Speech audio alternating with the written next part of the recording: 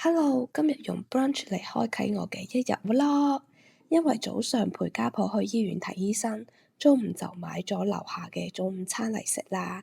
咁就有肉鬆蛋餅啦、鐵板燒意麵啦、藍莓厚片啦、奶酥厚片同埋一個三文治。咁諗起大學嗰時同同學第一次嚟台灣自由行嗰時，就俾佢哋嘅早餐店嘅蛋餅吸引咗。而且中間冇辦法去台灣玩嘅嗰幾年，真係超級掛住啊！導致後邊結婚之後，每一次返台灣，我都要食返一次蛋餅早餐先得，因為真係好正啊！由於早上真係太攰啦，所以中午就瞓返個晏覺先。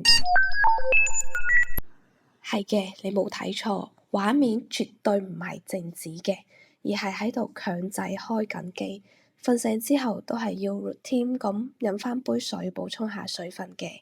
我發現每次飲水嗰時，自己都會喺度發吽哣。晏晝冇咩事做就嚟煲劇啦。最近追緊原來嘅爆專的廚師，有啲畫面真係好懷疑個編劇係咪有睇過《中華小當家》。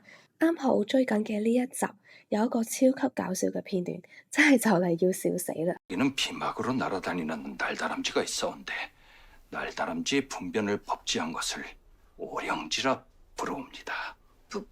분변이라면 쥐똥이 아니냐? 夜晚小孩哥放學返到嚟就話佢要將佢喺學校畫嘅畫要黐喺個牆度畀我哋大家欣賞。咁今日嘅一日 vlog 就到呢度啦。如果鍾意睇嘅話，記得點讚、收藏、追蹤啦。咁我哋下條片再見，拜拜。